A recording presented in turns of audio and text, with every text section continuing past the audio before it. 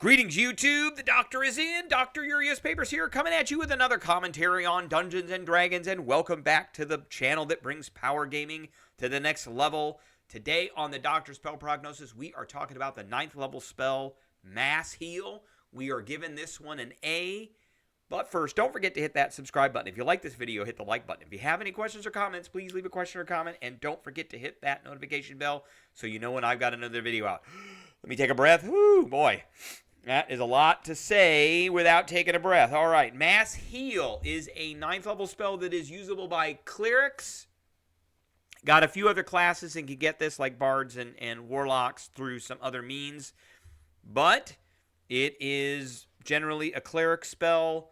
I postulate this is probably the best 9th level cleric spell that there is. We're going to talk about that, but first let's go through the spell.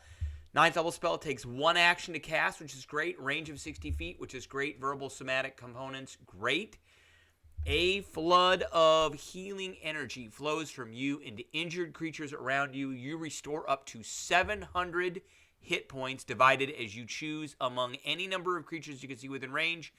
Creatures healed by this spell are also cured of all diseases, which can be something that is useful. And any effect making them blinded, again, very useful, or deafened. Not so useful.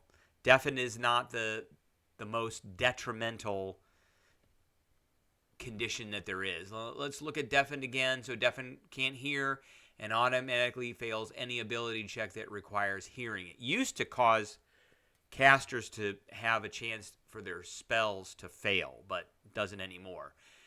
And finally, the spell has no effect on undead or constructs. Obviously, this is a basic rule spell, so it is carrying over from previous editions. All right.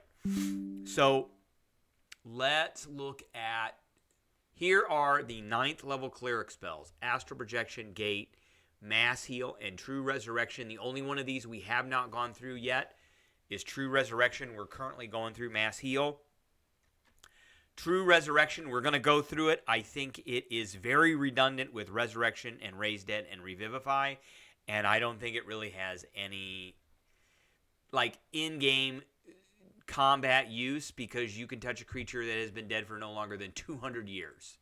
So there's some story stuff that can happen with that, but I just don't think it does almost exactly the same thing as Resurrection, so I don't think it's a spell that I would take as a cleric. This is the one, if I got my slot, this is the one I'm going to take, is this one right here, Mass Heal. All right, some pros of the spell. It's 1 action, that's great. 700 hit points healed, that's great. It gets rid of the blind and disease condition, range of 60 feet. Those are all pros. Cons, I don't like that it doesn't have any effect on poison.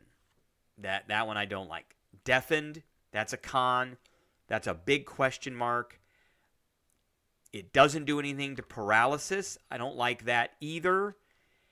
And it doesn't overcome life drain. So that's a big one. So we got monsters like the Wight here.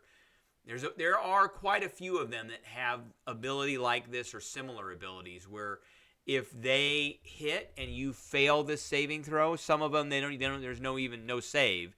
It just happens. Then your max hit points go down, and you cannot regain hit points beyond that. This is a 9th level spell. It should be able to overcome that, and it should get rid of it immediately. I think that deafened part should be taken out, and either paralysis or poison or life drain should be put in there to be able to overcome, since it is a 9th level spell. All right, so let's talk about this 700 hit points. Your average party is probably 5 players. At least I like playing with 5 players. I've played with 6. I've played with 4. I like 5. Table of 5. That's 140 hit points on average to each of the party members. So your barbarians and fighters are probably going to have the most hit points. So how many hit points does a 7th level barbarian have? Well, a 17th level barbarian. So let's just assume that this barbarian is going to have a constitution modifier of a +3. I got it. at this level, it might be a +4. Let's just say it's a +3, which means on average they're getting 10 hit points per level. So that's 160 hit points. And then for first level, they're going to get an additional 15. So they'll have around 175 hit points.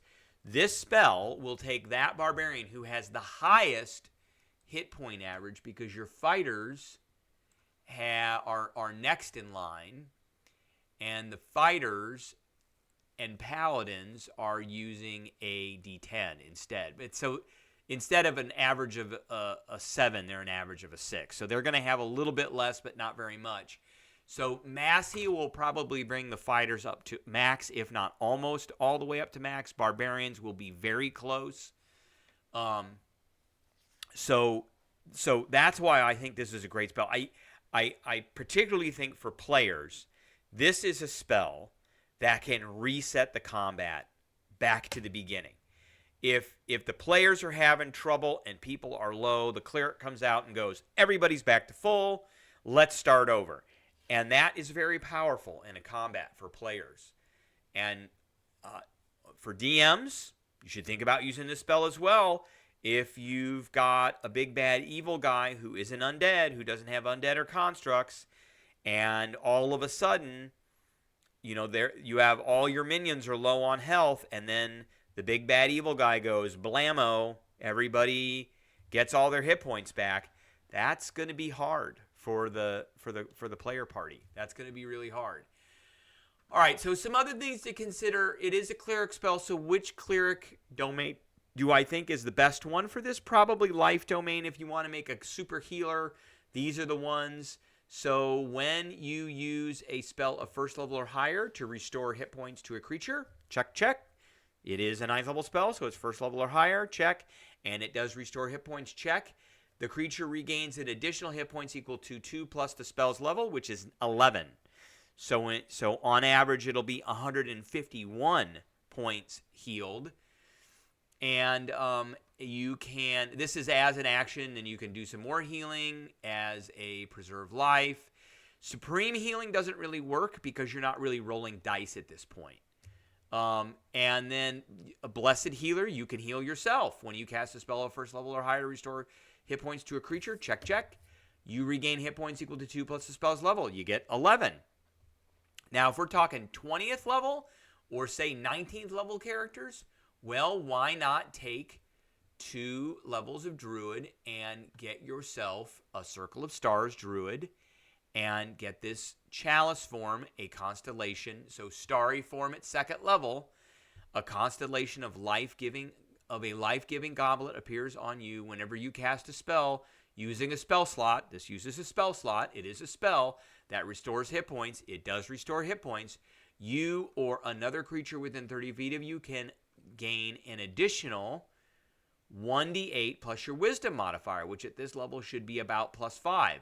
So on average, that's going to be at about another 9 hit points. So if you cast this spell and you are a life cleric and 2 levels of Circle of Stars with the Chalice, then you are going to be, you're going to be healing yourself a little bit or a lot, and then you're going to be healing everybody else for this amount plus this amount plus the Chalice amount. Well, one person will then get the Chalice amount, so you might want to give that out and top off that barbarian or that fighter if they need it. So all in all, I think this is an awesome spell. I'm giving it an A. I think it is a game changer for players and for dungeon masters.